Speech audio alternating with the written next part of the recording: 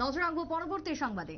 ত্রিপুরা তপশিলি জাতি সমন্বয় সমিতির পক্ষ থেকে এবার আজকে বিশেষ করে বিক্ষোভ কর্মসূচি সংসদের ঘটনার পরিপ্রেক্ষিতে ডক্টর বি.আর. আম্বেদকর সম্পর্কে কুরুচিকর মন্তব্য করা হয়েছে সংসদে এবং তার প্রতিবাদ জানাতেই আজকে ত্রিপুরা তপশিলি জাতি সমন্বয় সমিতি রাজ্য কমিটির পক্ষ থেকে গণ অবস্থান ধর্ণা এবং আজকে প্যারাডাইস চৌমুহনীতে তারা প্রতিবাদ সভার আয়োজন করলো।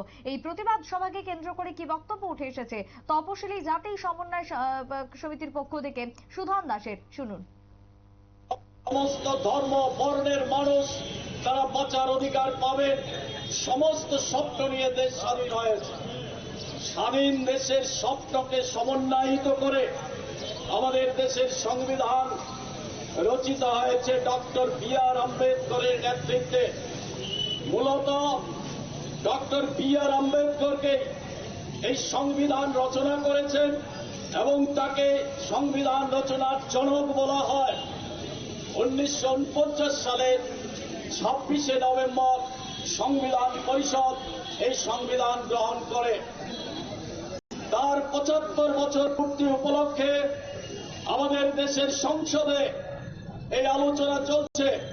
এই সংবিধানের 75 বছর পূর্তি উপলক্ষে সেই সময়ে দাঁড়িয়ে যেখানে আমাদের দরকার আমাদের আপনারা শুনলেন সুধন দাসের বক্তব্য। সংসদের ঘটনার পরিপ্রেক্ষিতে একদিকে যখন বিজেপি এবং কংগ্রেসের মধ্যে চলছে তুমুল বিতণ্ডা, ঠিক সেই সময় এবার বামেরাও সরব হলো সংসদ ইস্যুকে সামনে রেখে। ঠিক যে সময় স্বরাষ্ট্রমন্ত্রী অমিত শাহ রাজ্যে রয়েছেন, ঠিক সেই সময়তেই তারা সংসদের ঘটনায় স্বরাষ্ট্রমন্ত্রীর দিকে এই অভিযোগের আঙুল তুললেন। ছোট্ট বিরতির পর ফিরছি, সঙ্গে থাকুন।